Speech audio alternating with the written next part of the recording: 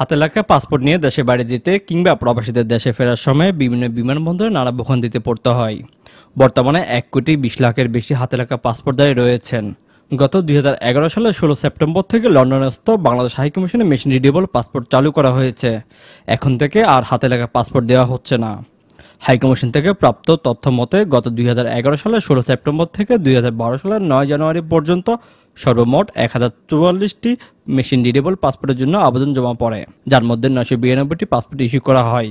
Machine readable পাসপোর্টের জন্য আবেদন করতে আসা অনেকেই এটিকে যুগান্তকারী পদক্ষেপ বলে জানান। আমরা মেশিন রিডেবল পাসপোর্ট আমরা যেটা পাচ্ছি এটা আমাদের জন্য খুবই গুরুত্বপূর্ণ, যেটা বলতে পারবো। আর এটা কারণে আমাদের পাসপোর্ট অনেক প্রোটেক্টেড হচ্ছে। মেশিন রিডেবল পাসপোর্টের আবেদনপত্রে প্রদত্ত সকল তথ্য লন্ডন হাইকমিশন থেকে ঢাকায় পাঠানো হয় এবং পাসপোর্টটি ঢাকা থেকে প্রিন্ট হয়ে লন্ডনে আসে। সাধারণত 1 মাসের মধ্যেই এই পাসপোর্ট পাওয়া যায় বলে হাইকমিশন সূত্রে জানা যায়। পুরানো পাসপোর্টে বিভিন্ন দেশের ভিসা লাগানো থাকলে সেগুলো এই পাসপোর্টে থাকবে না। বিশেষ একটি নম্বরের মাধ্যমে পাসপোর্টধারী সব তথ্য ডাটাবেসে থাকবে। বর্তমানে মেশিন রিডেবলের সারা অতীতের চাইতে আপনার বেড়েছে। স্টুডেন্টসরা বেশি আসার চেষ্টা করছে। এছাড়া এখানকার স্থানীয় জনগণও আসছেন।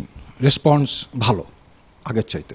ধরেন আগে যদি 15টা হতো, এখন আমরা সেখানে 22টা থেকে 25টা থেকে 30টা অনেক দিন করছি।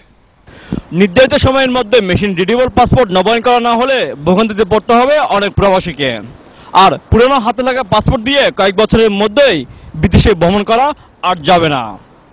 আন্তর্জাতিকভাবে স্বীকৃত এই পাসপোর্ট চালুর ফলে বাংলাদেশ এগিয়ে গেল আরেক ধাপ। শোয়েব কবির, বাংলা টিভি।